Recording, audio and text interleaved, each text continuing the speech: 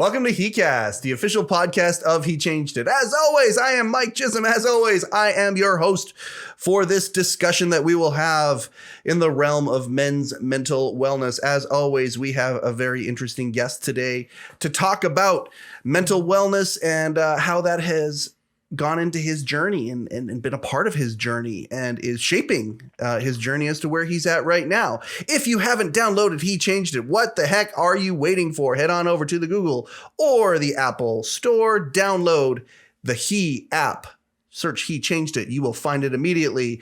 And if you wouldn't mind, please subscribe. Please share this podcast. We would really appreciate that. The HeChangedIt overlords would then stop getting on my back about getting numbers and metrics and all of that fun stuff. Let's blow this thing up. Let's make the world a better place for men. Let's create the number one resource out there for men who are going through stuff, this thing that is called life. I am so excited to do this. It's the highlight of my day when I get to do one of these podcasts, and I get to do two of them today. So I'm very excited about this. Now, as the audience that has grown so far with us knows, I am a gigantic hockey fan. In fact, when I'm a fan of something, I really get into it, no matter what it is. And hockey is one of those things that I've chosen to get into from a very, very young age. We've had former NHLers on here in the past. We have another one today. I'm excited about that. I'm not even going to hold against him that he was a Vancouver Canuck at some point, but he was a Vancouver Canuck. More than that, though, he grew up in the same area that I grew up. He played for Vernon, the Vernon Vipers junior hockey club. He faced adversity early on in his life and has taken that adversity and sprungboard it. Sprungboard, is that a word? I'm not sure, but he has used it to springboard himself into a place where his career is over, but that does not mean he does not know where he is going. He has 100% taken the things that he has learned and is using those things to teach others. It is awesome to have you here. Aaron Volpatti, thank you for taking time out of your busy day. You got a lot of plates spinning. I know that. Thank you for taking time out to be on heCast today. Yeah, Mike, thanks a lot. Thanks for having me. And yeah, excited to chat. This is great. Okay, so you were an NHLer until when? When did your NHL career officially end? 2015. 2015, yes. You were done, and so you were with the Caps at that point, right? It was, yeah. And it wasn't your choice to end the career. It was the biology of the way things happen in that game. Sometimes you had a neck injury. I did. I had a neck injury the previous season, and then got the surgery. And I mean, for those of everyone following the Jack Eichel thing, so I had the fusion surgery the year prior and tried to come back, and yeah, it wasn't doable. Yeah, so. I'm a pro wrestling guy, and had a pro wrestling promotion and stuff, and I know some of the people in that world, and that's kind of that last resort surgery. Yeah. A lot of wrestlers get that fusion surgery done, and you don't know what's going to happen on the other side of the rehab on that thing. And did you try and come back after it? Oh yeah. Wow. I went into that surgery. Retirement wasn't an option. It was, we're coming back, and I ended up coming back around Christmas that following year. Like I got the surgery in, I think it was May of 14. Yep. Came back around Christmas, and I knew right away it wasn't, something wasn't right. It just was. It was really, really stiff, and I had a lot of issues.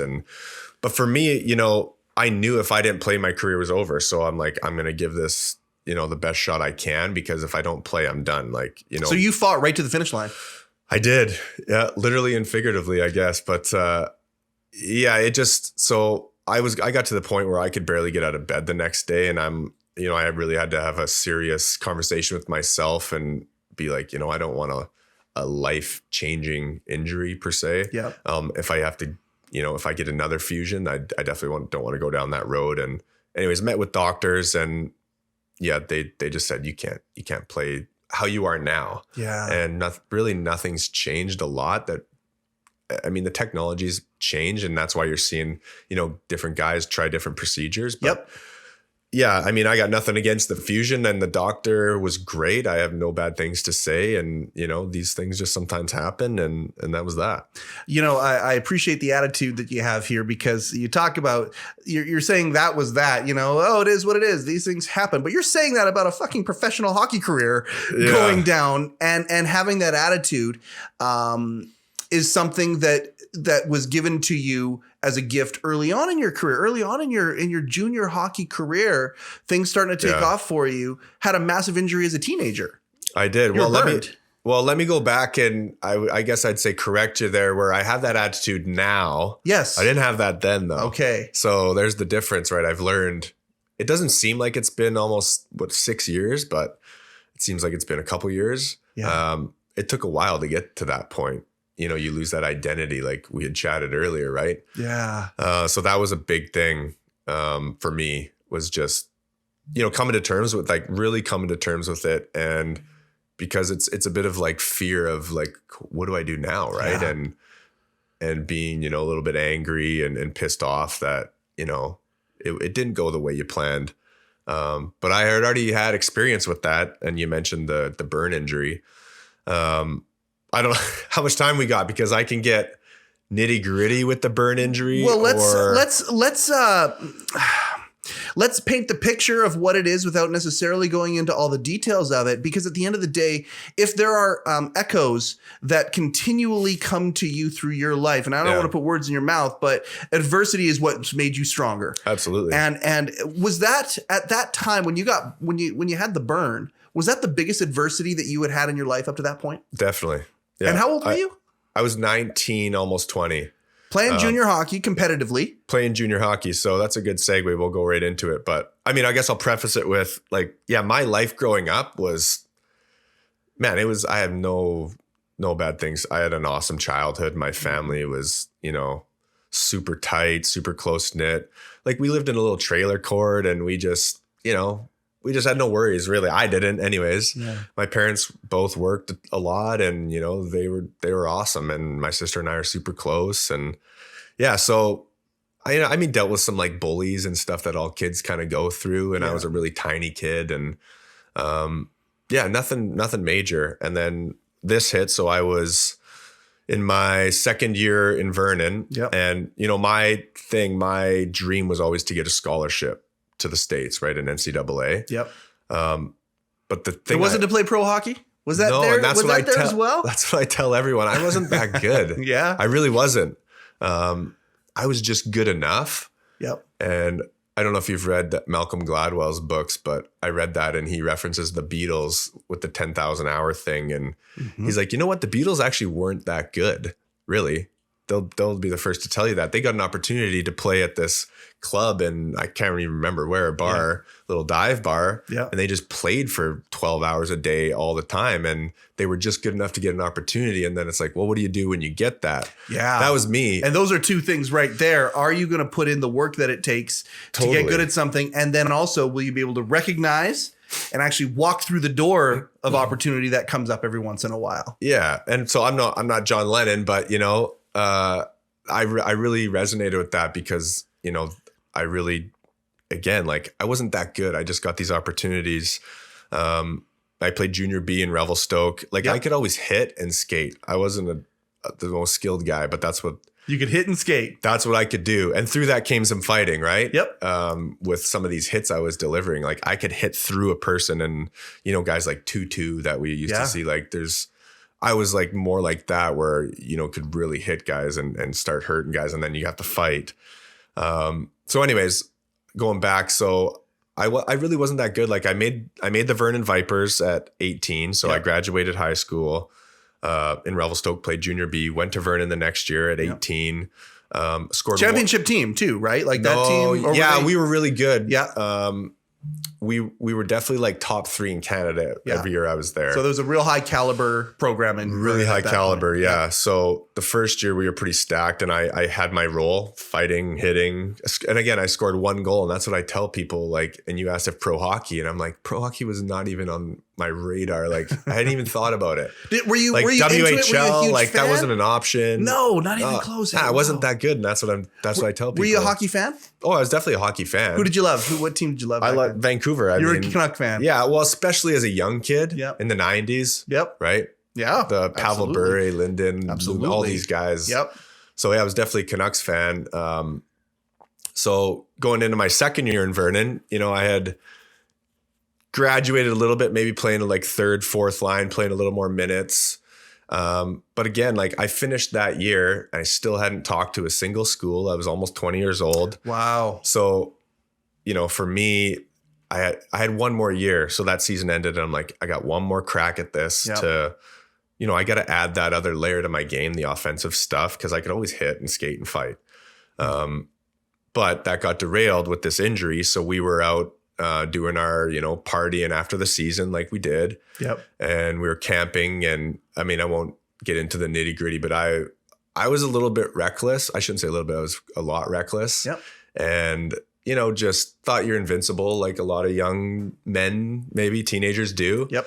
And that was definitely me. And I was a pyro. Like I loved messing with fire and gas and I was an idiot with it. And it really backfired. So I had, like a Molotov cocktail. Yep. So I filled wine bottles up with gas. Oh boy. Put the lids back on them and I would set them in the fire and then they would just, it would be like a 40, 50 foot flamethrower. And that's what I did to get a rise and be the life of the party. Right. Anyway, so I was walking around that night and I had a sweater on and the two bottoms of the bottles hit. So I had about 1.5 liters of gas on myself. And, I knew obviously I was drunk, you could see where it's going, but I wasn't, I knew I'd spilled gas on myself and I knew there was a fire there, but to this day, I don't know why I'm like, I smell like gas. So I pulled my sweater off. What I thought was a safe distance from the fire. What I would later learn was like those fumes, you almost like it settles low and there's just this big cloud of fumes around you. Right. Oh, man. And so I went to throw my fire in, which at a safe distance, what I thought kind of gave it a kick and just blew up basically. And I'll save you the details of going through that, but I wasn't in pain. That was the weird thing. It was so much shock, right? Yeah. There was panic. I can imagine there was. The problem with me was I was fast. So I took off and I talk about this in my book and it was such an out of body experience. Yeah. Like I just bolted. I think it's the fight flight, right? Like I can't fight the thing. So naturally I just took off. Yeah. There was no water, no grass. Like I was. So you took off into like the bush? I just started running. Wow. And rolling around, get up running again because you can't just like put out a gas fire. Like, so eventually I had no clothes left. And, people ask me how long we're on fire for. I'm like, maybe 30 seconds. Like, I don't really know. So the guys were chasing me and finally they tackled me. And had to smother it to get the fire out. So they had their coats and these guys all burnt their arms and their hands. I remember sitting there on the cooler after in total shock. And I just remember like looking at people's faces. People were crying, panicking and I didn't really like understand to what degree I had, really fucked myself up here. Yeah. And I just remember looking at myself and like, there's just giant piles of skin. And I basically started skinning myself. Like it was really, really gross. Wow. And anyway, so long story short, we're out of service. You said you grew up in like Vernon area. Yep. So we're up at Blue Nose Mountain. Yep. Which is, 30 minutes, maybe quite a bit up there. Yeah, you're no out service. Yep. And luckily one of the guy's girlfriends was able to drive. So we made it down to the hospital 30 minutes later. And then the shock had started wearing off and like, let me tell you, that's something I'll never forget pain wise. I hope I never go through something like that again. So I got airlifted to Vancouver that night, woke up full mummy, and, things started coming back to me. And that's really where the journey started on the recovery. When I woke up that morning in Vancouver, spent 6 weeks, was way shorter than I was supposed to spend there. But yeah, I'll maybe send it back over to you, but I had an epiphany, I would say 2 weeks into my stay there. Hockey was over as I knew it. As far as Well, I was told that. Wow. That, not that it was over, like our season, it was in 4 months, right? Yeah. Because, you asked if we were a good team. We were number 1 in Canada, I think, that year. And we got upset by Surrey in the finals. Right.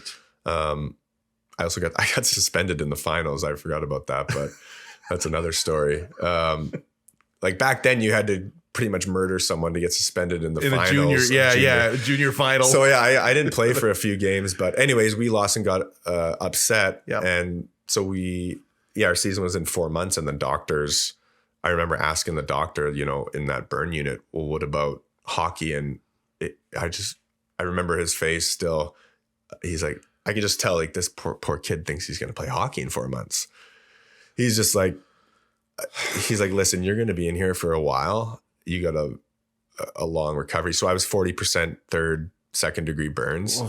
So I have grafts like on my stomach and legs and all that. And and I accepted that because I was just really thankful I was going to make a full recovery. Yeah. The first few days, like, I wouldn't say my life was in danger by any means. I'm really lucky.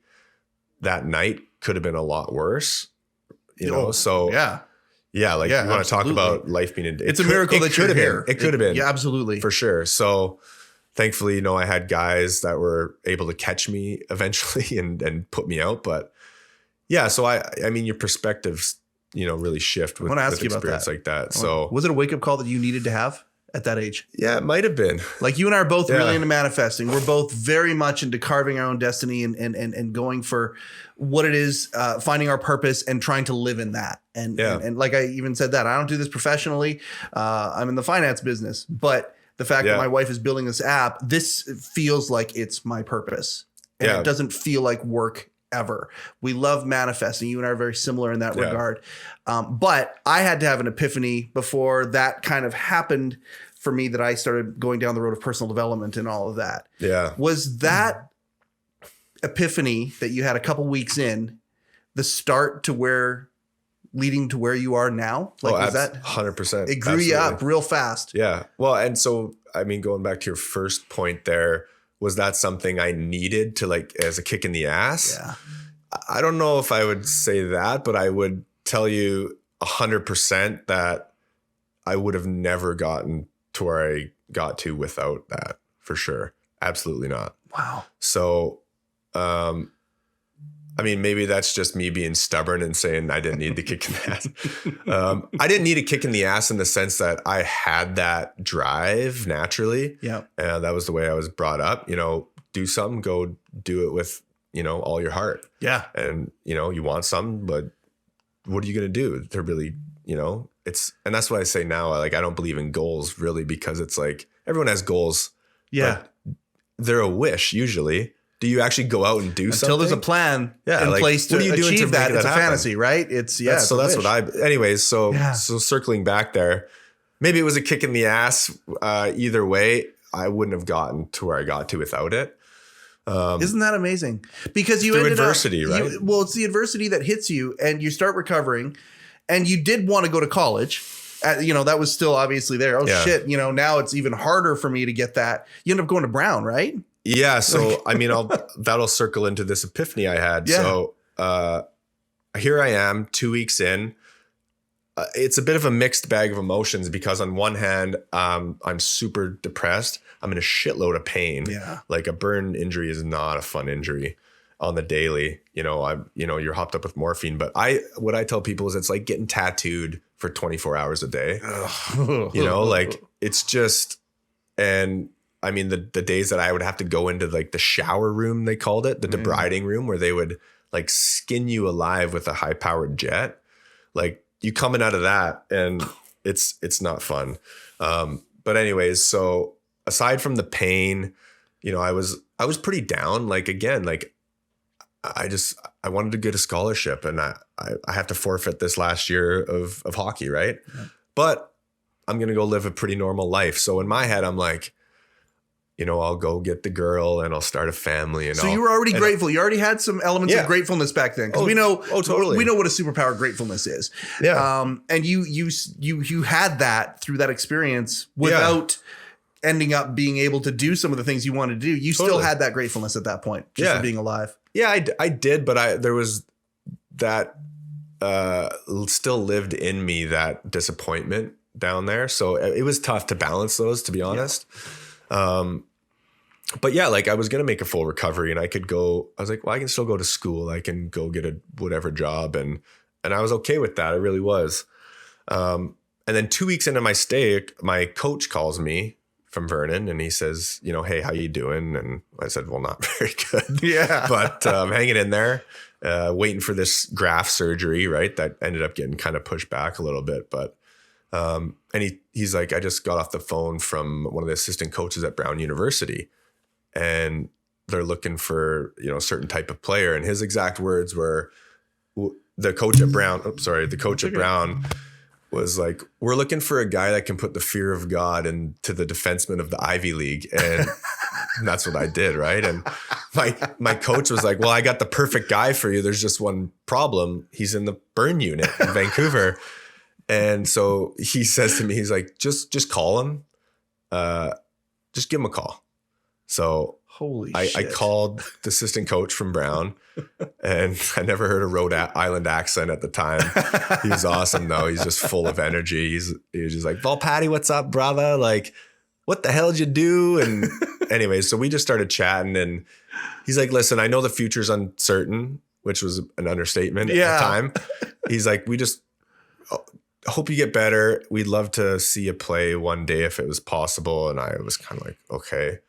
And so I hung up the phone and I was really emotional because I'm like, I've worked 20 years to get this opportunity. Yeah. Like, again, I always just kind of snuck up the leagues and the ranks and I needed just a little opportunity. And here it was. And now I've done this to myself and I've been told that it's not possible. And I just remember I started asking questions. I'm like, well, why? Like, why can't I do it? Because, okay, here's this big long list of why I can't play. The skin grafts are going to be too limiting. Yep. The risk of infection is going to be too high. You can't sweat properly when you have that much skin grafts. You know, your body can't really perspire, right? Because you burn through everything. Those 3rd-degree burns, those deep ones, there's nothing left. And you know, there's just this long list of things. I'm going to be in a bodysuit for 2 years, going to be stiff. You know, I can maybe play hockey in a couple years for fun, but yeah, like there's this big long list. And I'm just like, I start going through and I'm like, well, I've been through a lot of pain already. Can't be worse than that.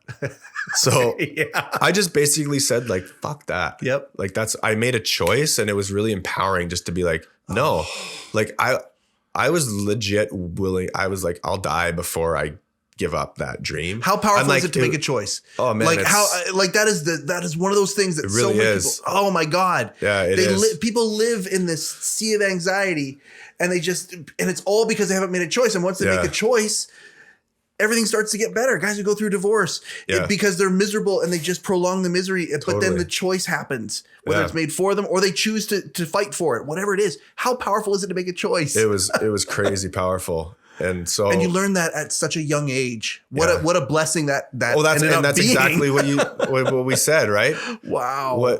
What adversity really can do for you if it's framed the right way. Yeah. And the growth you can have through adversity is like beyond your wildest dreams. Really, it really is. Yeah. So for me, I made that choice that night. I'm like, no, this is what I'm doing. I'm going to go get that scholarship. Like, try and stop me. Like, I don't care if you're a doctor. I didn't care. And so this is where the visualization came in, because like I tell people, my mind was all I had. I was bedridden. I couldn't move. Like I didn't get wheeled around in my wheelchair till like week 4 or something in that hospital. Wow. Or maybe week 3. But so my mind was all I had. And so I thought, well, what can I do now? And I started visualizing like healing. I started just like, I was always a science guy. I was really interested in biology. And, people ask me like, well, how did you come across visualization? And I'm like, I didn't have any other choice. Like, I had nothing else to think about other than the negative shit I was going through. Yeah. Well, now I'm going this way, so I'm not going that way. And so I just started visualizing like, I mean, like I believe in my heart that I healed faster because this visualization. And I think it was also that choice of like, I mean, my mind, there's always doubts there. There's always going to be doubts. Yep. But I think it was like, well, we better get on board here because this crazy bastard isn't stopping. Yeah. Right. And I believe that. Are you a David Goggins guy? Yeah, I like some of his stuff. That's where he goes. Like, he's like, okay, body, I'm doing this. And no matter what happens, you better get on board with the program here. Yeah. And there's something to that, isn't there? There, you know what? People have asked me that before. I do like his stuff. I think it's good. He's a savage though. He's hardcore. He's a savage, but I also think like, you know, I also like love spending time with my family. Yeah. And I'm not here to call him out and like if he does that, but like if that's your priority and your purpose, like sure, yeah, man, go for it. At the time, yeah, I would say resonated with that for sure. Like that's what I needed to do is that's it. Yeah. Right.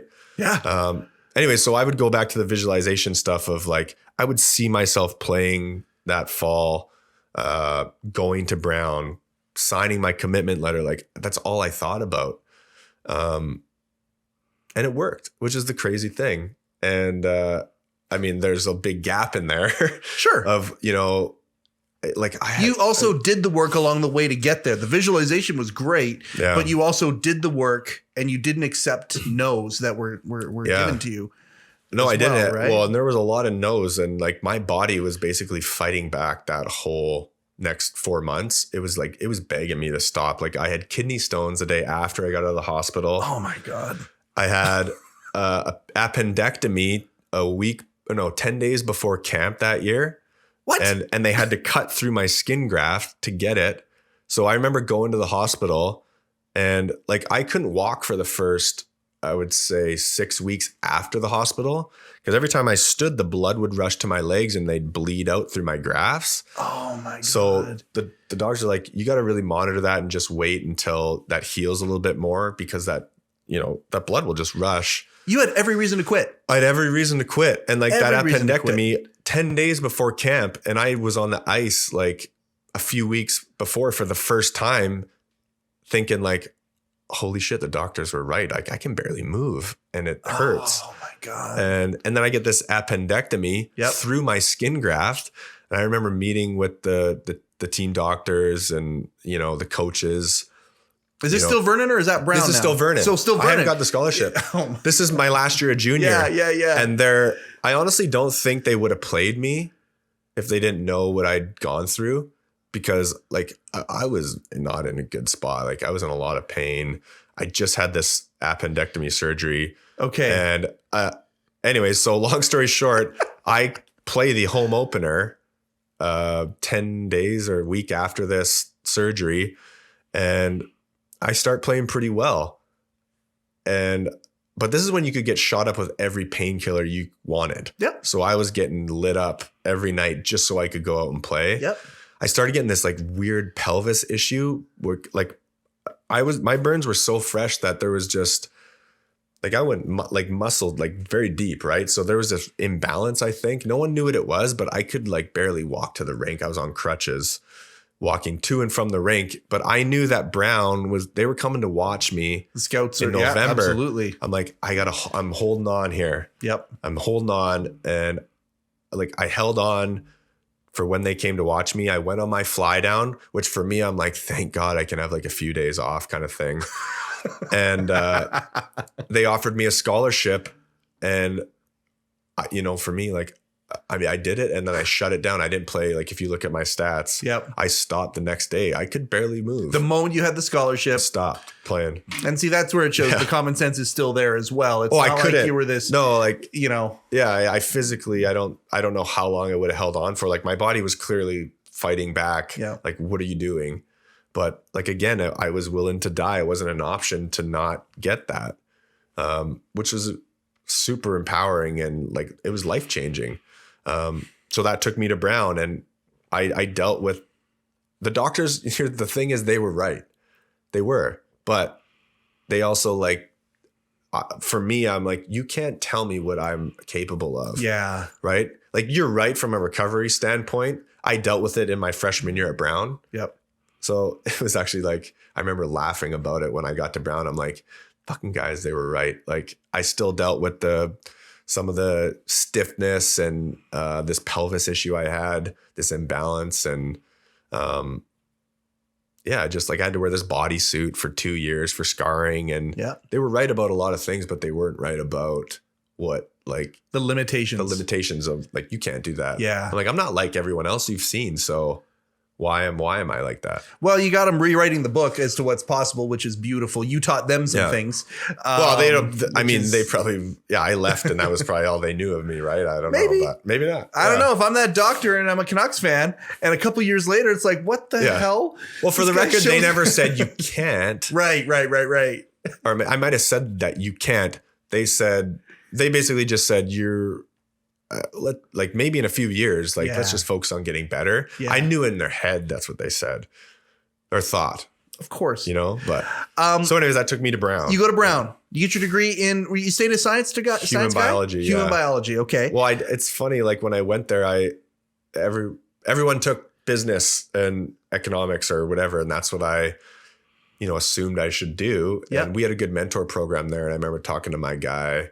Again, pro hockey wasn't on my radar. I was going to play hockey for 4 years and go to work wherever. Yeah. Right. And so I remember talking to him. He worked in New York, and he said, take what you like, because, as we probably all know, it's who you know. Yep. And the degree, take what you like, because he's like, I know the most successful people have degrees in things you wouldn't even know, like maybe geology. I'm not saying there's anything wrong with these degrees, but it's off the beaten trail. I work with people in Wall Street that have degrees in history, geology. Like it really doesn't matter. Yeah. Unless you want to be a doctor. Yeah. You need to go to medical school. Yeah. You're going to become something. You could do. Yeah, exactly. You're going to become a teacher, become a geologist. So I was really thankful I had that conversation, because I really wasn't planning on taking pre-med, basically is what I took. Didn't make the student athlete balance any easier, but yeah, I can imagine. But again, I was thankful. And all sorts of labs. Stuff. And so, but I took that, and I was thankful that, I took what I wanted to take. So played hockey along the way. Were you the guy that skated well and put the fear of God into the Ivy League defenders? Yeah, and that's about it for the first 3 years. But it's funny. And like, I talk about this in my book and everyone I talk to really, but when I got to Brown, like my perspective on life had changed from this accident, and I kind of like patted myself on the back, like, yeah, we did it. Like, but that was kind of it. I didn't think what's next. Yeah. I just really like lived in that moment, and there's nothing wrong with that. I think it's good to be present, obviously. But I just had fun, man. Like I went to college. I worked my ass off. Yep. I was like, won the fitness testing most years. Like I was a machine. But I partied, I had fun. Like I was just there to experience and live it all, take it all in, right? Mm-hmm. And I really lost that purpose, I would say, right? Like, but the experience lost the purpose, because the experience, right. It's easy to get caught up in the experience, whatever it is we're doing in life, isn't it? I did what that was my NHL. Yeah. That scholarship was my NHL. And I'm like, I've reached the top. So what you visualized came to pass. Right. And you didn't bridge that visualization with what the next one was at that time. I didn't know any better. I was young. I was like, okay, but you get a degree and then you walk on to training camp at the Vancouver Canucks. Is that what happened? Or not quite. So I had another epiphany is really what happened. Okay. Yeah, it's funny. Like I've had 2 moments in my life, 3 actually now, because the book and what I'm doing now is another one. Awesome. But I had 2 before that. One was in that burn unit in the hospital. I got that call. Yep. And the other one was after my junior year at Brown. So I go through my first 3 years at Brown, like I just told you. Yep. Having fun, not a care in the world. Life was great. But again, I lost that purpose. I was taking pre-med. I was like, I'll go whatever, stay involved in sports or go be a doctor maybe if I, really want to go down that road kind of thing. But that was it. And one of our assistant coaches came up to me after our season ended at Brown, and he pulled me aside and we started chatting. He's like, you ever thought about playing pro hockey? I was like, no. I laughed. Like, no, I'm 24 years old. Yeah. Like pro hockey? No. Yeah. And he's like, there's some teams asking about you, like in the East Coast League in the AHL. And I thought, wow, really? And he's like, yeah, he's like, I really think, the way you hit and skate, like if you really just added that other element, like some of the offense, like I think I had 10 points in college, you play 30 something games, right? Yeah. So I wasn't a plug. No, by any means. No. I But you also play. weren't a special teams guy. You weren't on the power play. You weren't on the... I penalty killed by my third year. Yeah. Yeah. I wasn't a goal scorer. Yeah. Right. I wasn't that good, but I could hit. Right. And that's like what I said. So, he just like, I really think you could have a really good career for yourself if you add that game. Like not many guys can do all of those things. You got to work on your skills and all that stuff. Right. So again, I went home that night and I started thinking, and I'm like, man, if I can overcome that burn injury, and it's like, what if I didn't even think about that for the last 3 years? Like what an idiot, but you're young and you don't know any better. Right. No. So again, I made a choice that night. I'm like, I'm going to go play in the NHL. Oh my God. Like watch, why not? Yeah. Like if I can do that, like this seems to pale in comparison to that. And so again, I made a choice, and then I got back to the visualization stuff. Okay. Right. Because I lost that. I really did. And it was so powerful. It proved true both times. So that senior year at Brown, I went from at 24 years old, no one in the NHL knowing who I was. Yes. To, towards the end of that season, probably a top 3, top 5 player in the NCAA, the whole country. And like, I had contract offers from like 6 teams. I was talking to like 12 teams, like, and people just... You didn't have an agent before then? No. No, I got hooked up with an agent during that last year. Yeah. Oh yeah. I'm certain that would have. So for me, as soon as I made that choice, I called my parents. I'm like, I'm not coming home this summer. I stayed out there. I lived with 2 other guys in one room so we could save some money. And trained? I trained. I lived. I just lived that purpose, and that again with like, I really resonated with the Beatles story, because it's like this all came together during this one time. And for me, that was like the grand masterpiece for me all came together when I was just almost 25 years old. But it's everything that had led up to that point, the burn, getting to Brown, and then this choice I made when I was 24. I stayed there. Like my days where I would get up in the morning, I'd go run hill sprints, or I'd go for like a 5-10 mile run. Yeah. And then I would, go eat. And then I would be at the rink and I'd be visualizing a lot, like for half an hour long. And just like, you want to talk about manifestation. Yeah. I'm like, there's no other option for me here. Like I'm shooting here. And if I land here, well, then I'm going to shoot here after that. Like it's just not an option. Right. Yeah. Absolutely. So people think like they look at my stats, they're like, well, you really figured it out, or you got lucky that year. Like, no, there was a lot more. You busted your ass to get there. Yeah, and you knew where you wanted to go. You had a destination in mind, and you busted your ass to get to that destination. And I would work on those skills like every day. And once August came around that summer and the ice went in, that coach, I'm like, can you come work with me? So we'd go out there for a couple hours and work on things I needed to work on. And in the process, I put on like 15, 20 pounds. Yep. And, I was 25 years old almost. Like I was a man now. And these 18-year-old kids were coming in. Like I was hurting guys. Yep. And I don't ever want to like I'm not trying to hurt guys. No. But it was it ain't ballet though. It was part of the deal. Yeah. Like you're in my way. Yeah. And that's who you are. And I had almost a point a game that last year. And as a hockey fan, I hear that. It's like, okay, the big hit, which led to that lead pass, which, they went and scored the goal because that big hit took the puck away and passed it up to like, that's all I'm thinking about when you're saying that, because the heavy hitters, I'm a big LA Kings fan. We got a guy by the name of Dustin Brown. That's the kind of game he plays. Totally. He smacks guys around to create the opportunity for offense. And it sounds like you were creating opportunity on the game and changing the way the game is, momentum and all of that shit. Yeah. You make stuff happen and that's what gets you noticed. Right. And so that's where I got to. And it's so crazy that like you said, the power of that choice and the manifestation. And like, for me, it proved true twice. And like, I really was never supposed to make it to the NHL. I really wasn't. Like I grew up, I played house hockey at 15. Yeah. Like I work with these kids young now and go talk to these teams and academies and like, oh, I didn't get drafted to the Bantam draft. I'm like, dude, you're way better than I was. Yeah. And I played house hockey. Like, and it's never too late. You're not in a rush, right? And people are always in a rush. Oh, I didn't get drafted and my career's over. It's like, no. You don't know that. Yeah. Right. So if that's the decision you're making, and that's how many times do we accidentally fuck ourselves up by saying things like that? Totally. Like, oh, my career's over now. Okay. Like, well, you don't think, Yeah. People, and you didn't think I had doubts in that recovery. Right. So it's really like, you have to make that choice every day. And that's the hard part. I can't remember this book I read.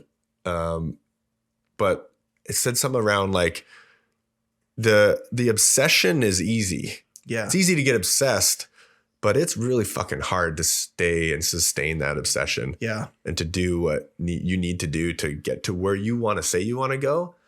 Like that might take years of grinding. Yes. And most people can't do that because, it breaks you down. And but if your purpose is strong enough, you make that choice every day. Right. And that's where I was at. So it was just so cool, like specifically with the visualization and how much, like you want to talk about manifestation and purpose, like, man, that fueled me beyond like your wildest belief. Like I can't even explain to you how much it just, I'm like, it like you create this movie and then eventually in your head, it just starts becoming a reality in your default. And then you want to talk about like rolling over setbacks.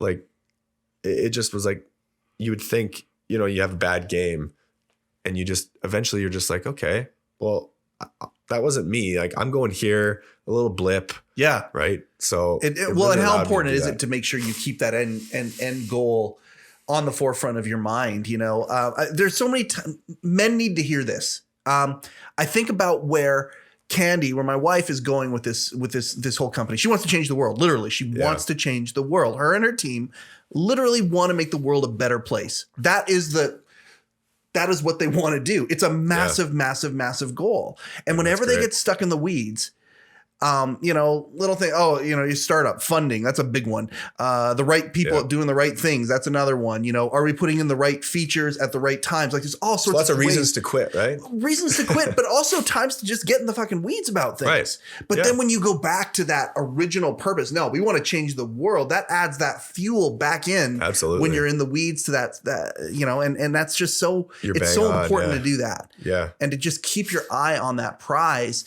Yeah. Men need to hear that. So many men need to hear that because they put their heads down many times and they don't look up. Yeah. And if you don't look up, you're going to just bore into a rock at some point. That's just what's going to happen. Yeah. You got to know where you're going. Right. And I really like your point of it. It brings it full circle back to, okay, why did you make that choice today? Well, that's why. Yeah. Right. Like, I think you're bang on with that. Yeah. I hate how slippery time is here. But it is. So okay. I got to ask this question. Because I'll fast forward the story just a little bit for the narrative for the audience. You're playing in the AHL, you kind of, you walk on, you do a kind of a walk on, and you end up playing in the AHL for the Manitoba Moose. Yeah. Okay. So that's Vancouver Canucks farm team. Yeah.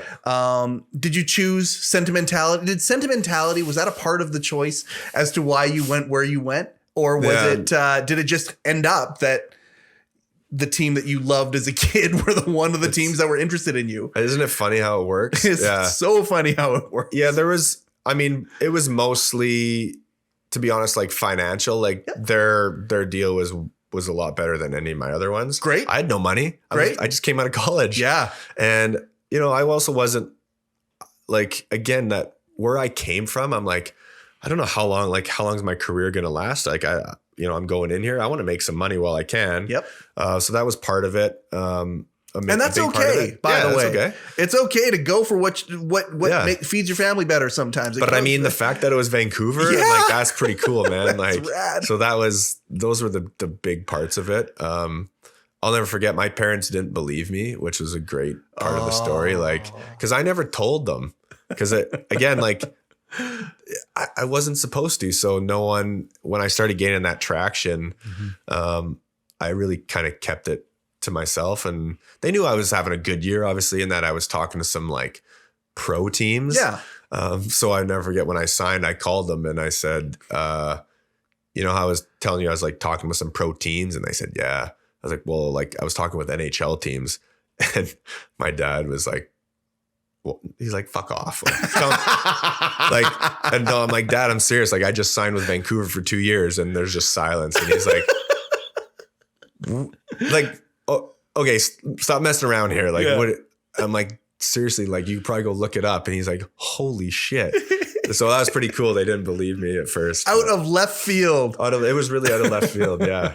Yeah. So, I got to ask this question. And then I want to get to what you're doing now. It's really important. And the book, which isn't out yet. So we'll make sure we have you on again for when the book comes out. So you can do it as a publicity for the book as well. But, great, yeah. But I got to ask this question.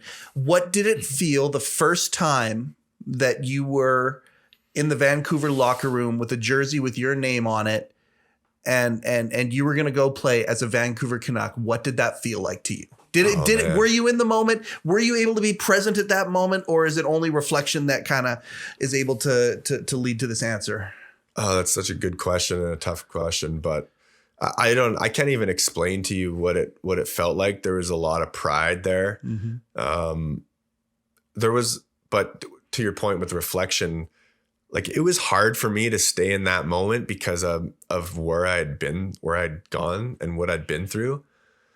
Like most people don't, and even my best friends didn't know. Like they knew I got burnt and I had to recover, but most people, and that was part me like getting vulnerable and like sharing the whole story. Yeah, was a big part of like the book and all these things afterwards. But yeah, man, it was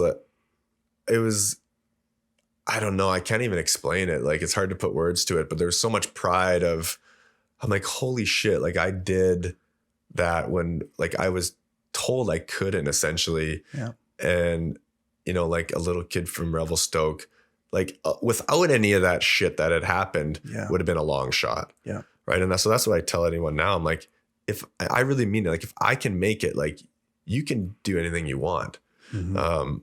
So yeah. Hear that, guys? You can do anything you want. You really can. You really can. So I would say pride was probably the biggest emotion I had with that, and just enjoying it with my family, because like, man, like I have a son now. I can't imagine getting that call that my parents got at 1 a.m. that night when I was burnt and no one knew how serious it really was. Like just sharing that moment with them and like, holy shit, like you did that. Like, man, it's pretty cool. So pride, I would say, would be the biggest. It was magical. It was so cool. Yeah. And just seeing I'm on the ice with the Sedins and like all these guys, man. It was pretty cool. Oh man. Okay. Well, maybe the next time we do this, we'll go down that path a little bit more, because I want to really focus. By the way, go to aaronvolpatti.com if you want to check out where things are at. You talk about converging. You've got a whole bunch of things that are converging together right now. You got a book, your speaking engagements, but your coaching practice. I want to ask you about that, because I mean, at the end of the day, I know you didn't end up for it to be going to where kids are, but at the end of the day, you've kind of gone down this path with this coaching practice. Did you want to be a life coach? Did you want to be an athletic coach? Did you want to be like, as you started going down this personal development path, did you know where you wanted to go, or have you just of surrendered to the idea of walking down the path and seeing what comes? Yeah, no is the short answer. I didn't know that. Like we chatted before we went live here, like life didn't, which is maybe crazy, like what we've talked about so far, but life for me didn't get real till after I retired. I had that injury that, you know, I was 30 years old. Like you want to talk about loss of identity. It's like now what? Well, again, this has got echoes to it. You didn't have that next step. You were still enjoying the experience. So, and I went through all that same thing to my first few years at Brown. Like I went through all of that again after I retired. Like I lost that purpose. I didn't have that identity. I was going through a divorce, which is never easy, obviously. Had a kid, like talk about like death, family disease, like all these things. And they just hit at the same time, one after another. And I was like, you want to talk about in a dark place. That was the darkest place I'd been. Like the physical adversity, like with the burn and the, you know, the training for the NHL, that was shit I could, you know, really harness. But this was stuff like, you know, you don't have control over some of it. And it's the mental side where it's not manifesting as like physical pain necessarily. Yeah. But yeah, like I went to a dark place there. So I got to a point right when I was going through divorce. I was working in wealth management at the time. Yep. So after I retired, you kick these doors open. You're like, I don't know what my purpose is, but I know it's out there because I've already been through it. Yep. So that's really what honestly like saved me was knowing it was there. I didn't know what it was. So I kicked these doors open. I worked in wealth management and I didn't love it. And, you know, I had the wherewithal I'd obviously set myself up enough that I could chase that purpose a little bit with some freedom to chill for a few months if I had to. But, you know, kick that door open. I kicked out a few other doors open of different business ventures and they fell through. And then COVID hit. Yeah. And this book was always a side project. So I'm like, okay, now's the time. Yeah, I got a good time to. Now's the time to do it. So I did this book. And then again, when I said that third kind of epiphany halfway through, because it was strictly a memoir, because everyone's like, man, you need to write a book. Absolutely. The story, because it is a really good story. And the shit that I've been through it's pretty crazy. And so I wrote this memoir style book. And then about halfway through, especially going into like, you know, the visualization and I'm like, man, this is what I need to do. And this is what I need to teach people, what I've learned through the experiences. And then the books. So now I've had to go back and change the book a little bit to bring that element into it. Yep. And then I'm like, yeah, I need to start teaching people this. So I started my coaching business and yeah, it's funny. Like you just never know where life's going to go. And it's been great. And I'm really busy with it. But to your point now it's gotten my people I'm working with are getting younger and younger. When I started, it was strictly like performance based, which it is still. Yep. But more people that came to me, I started hearing the same things like anxiety, like performance anxiety, confidence issues, especially with like we all have confidence issues, but it's starting at such a young age now, which I'm like, holy shit, this is a huge problem. And I had no idea it was that big of a problem. Yeah. Like we didn't grow up. I mean, at least I didn't. I didn't have anxiety and stress at 13. I was just a kid. No. But it's not like that anymore. No. And so I have gotten like younger, but I mean, I work with older, you know, clients as well. Yeah. But really just like flipping the switch on like, what's the purpose here? And like, why do you want to instilling like the belief system of like, shoot here because, you know, if you're shooting here, you're selling yourself short. And there's always like that seed of doubt that people have. Yeah. And that stems with, then that's what triggers some of this, you know, these performance anxieties where if I make a mistake, like, oh, I'm not going to get drafted into the Bantam draft. And oh, my parents have invested all this money or, you know, I'm on my Instagram and like, look what all these guys are doing. And the pressures are from all over the place. Yep. And if you can just take a minute and, you know, think about that belief and knowing you can get there and just, yeah, I don't know, man. Like it's just taking a moment and being like, you make a mistake and it's like, that's not me. Like just have a moment and it's not your identity. Also okay. Yeah. And you need to fail and you need to go through that shit. And that's part of it is it's an easier world, I think now. And people don't know how to handle the adversity and the tough times. Right. Yeah. And you're always learning. So you got to frame it as a learning opportunity, not, oh, my life's over because I made a bad game or, you know, well, so just voicing that to the kids alone, they're like, oh, do you talk to kids about purpose? Oh yeah. That's finding your purpose. Well, so in my program, that's a big part of one of the weeks. It's not just identifying the goal. It's also identifying the purpose inside. Oh, it's mostly that. Oh, yeah. Wow. It's like the process, right? So, I mean, my whole thing is what I teach is like a story work visualization. Like, this is your life. Here's where you are. This is where you want to go. Let's write the movie for Mike's life. Yeah. And let's live it every day and make the choice every day. And then you add layers every week and you visualize it every day. And, you know, there's a lot of power there. You start changing those networks in your brain, right? And that's a thing. And that's what people don't realize. It's not some voodoo. No, shit. subconscious pathways are There's a real biology thing. here. Absolutely. I listened to the audiobook of Bruce Lipton. I don't know if you're Biology of Belief. I haven't read it.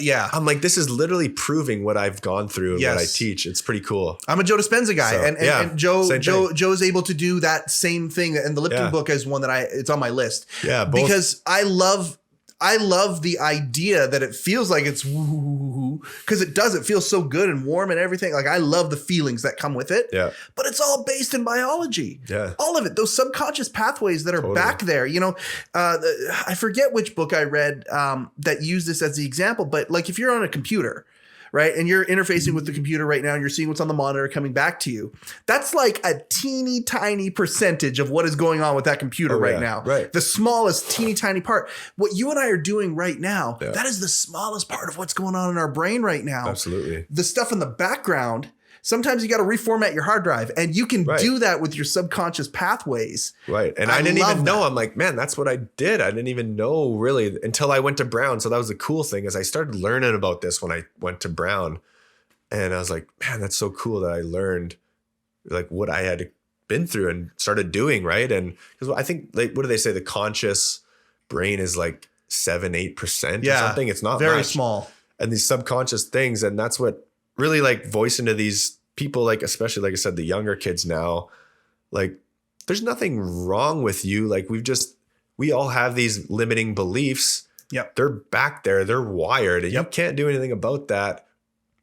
Or sorry, like, you can't do anything about why. No, maybe that childhood happened. trauma is childhood but now trauma, you can. whatever it is. It got you there, right? Right. But you can do something about it. Yeah. If you have that awareness. Right. Yeah. And that's the hard thing, is like, have that awareness and then explore that purpose. Right. And then the more you think about that in a day and override some of those, you know, default negative pathways, well, then you start changing things, and then you notice a difference. And then like, you don't know it, but then the biology starts changing. Exactly. And then you're like, oh man, I feel really fucking good. Yes. And then it's like a snowball effect. And that's like, I experienced that with my senior year at Brown, and not only physical performance, but man, you want to talk about confidence. I was like, I was up here with that. And I went into games knowing I was going to be successful, and that didn't come easy. Right. And so, I think, we're on the same wavelength there with manifestation. It's not voodoo. It's you really changing those pathways in your brain. And right. Well, you know what? And hey, everybody out there, take the energy part of it, leave the energy part of it. We don't even have to go down the energy part of it if that's there, whatever. But here's the thing. If something comes up in your head where, something good is happening, and then suddenly you're reminded of a painful memory or something is there to stop, you can actually stop there and say, okay, brain, thank you very much for bringing up this warning or whatever it was. But I'm going to take that. I'm going to cut a cord to it, release it, because I like just thinking about the good stuff that's going on. Don't worry about this memory that you brought up. I'm going to let it go. And there is a biological thing happening when you do that. Yeah. And the more you do that, the less those memories pop up, and our brain does that, right? It's just us training our subconscious mind. Every day there's like that battle going on of the negative and the positive thoughts, right? You're not going to get rid of those negative thoughts. Like, they're always going to be there. No, but you can make them your bitch, though. You totally can. That's exactly what I was going to get at. Like, you can have such a strong sense of purpose. And what I say, like, this is your movie or your life. Like, what do you want it to look like? Yeah. And believe that, and start thinking about it every day. Because when you do that, like, you'll start noticing changes, and then it's going to snowball. And then you're going to look back, however long it might be, a few months, it might be a few years, and be like, holy shit. Like, I needed to go through that, because, like, what an opportunity. Yep. Right. So that's the biggest thing too, is we all go through hard times. Yes. And if you haven't, you will. And that's what I tell a lot of the young kids. I'm like, this is just the start. And I'm not trying to scare you. No. I'm trying to reframe it where it's not supposed to be easy. If it was, everyone would do it, right? So know that, and know that the adversities, it's okay. It's not going to feel like it in the moment, but you'll look back and I promise you'll be like, man, like, thank God that happened. Every, you say you do this with kids, and that's amazing because you can help them write these subconscious pathways along the way. Right. I mean, what a beautiful gift that is. But everyone I know needs to hear that message. Yeah. I need to hear that message from time to time when I get myself in the weeds. every day. Right. You do. And we do, and we have to do that. I hate that we have to end this, but we have to end this. So before we do, if people want to reach out to you, AaronVolpatti.com is the place to go, right? Yeah. Under construction, lots of great things coming. The book isn't out yet, but as soon as it is, we'll sound our alarms for sure to help you with that and to get that going. He Changed It really appreciates what it is that you're doing. Yeah. And speaking engagements, you're already open for that. Yeah. And the coaching is going on already. Do you do virtual stuff, or is it all in person? Or coaching's all virtual. Well, there you go. Yeah, so I'm working with people in the States and no one overseas yet, but who knows where it can go. And it's been really rewarding. So I've really loved it. And it's just making real change for people, which is really, really rewarding. So as a guy who has come into this and been able to give kind of the big view to your life, I believe every single moment that you have talked about in this podcast and the ones that we haven't talked about, everything is connected, and all of these things are about to come together in a beautiful puzzle for you. Totally. And it is wonderful watching it. Can't wait to, support it, be a part of it, partner with you on it, whatever it is that we can do to help you grow this thing. He Changed It with you on that. So thank you for doing what you do. You love what it is that we're doing too with you didn't hesitate the moment you heard about what it is that we're doing. You didn't hesitate to come on here with enthusiasm, even though you didn't even know what was going on in the project. So totally. No, I'd say, ditto to you guys. I mean, I'd love to be a part of what you guys got going on. And I mean, it's such an important piece to men's health and awareness of, it's okay for us to have feelings and explore that and be vulnerable. And you talk about purpose, right? Yeah. All these things where that's all out there. Yep. And, and it's not supposed to be easy, and that's okay. And I think what you guys are doing is awesome. And I hope we can obviously stay in touch and work together or whatever, right? But it's been awesome. Thanks for having me. Absolutely. Thank you so much. They go by so quickly. That was a little bit longer than what we normally do, but I think y'all will be okay with that. I know I certainly am. Go to AaronVolpatti.com if you want to check out what he's got going on. We'll throw it out through our social channels and get all that happening, all that fun stuff that I don't have to worry about. I can just have these amazing conversations. That's been another episode of HeCast. Thank you very much for supporting us. We appreciate it. Once again, I'll bookend this thing by going, if you haven't downloaded the app, what the heck are you waiting for? Go to HeChangedIt.com if you want any info, or search He Changed It in your app store. Find the He app, grab it, subscribe, like the podcast, all of that stuff. My name is Mike Chisholm. Thank you very much. I am the host of HeCast, the official podcast of He Changed It. Go change something.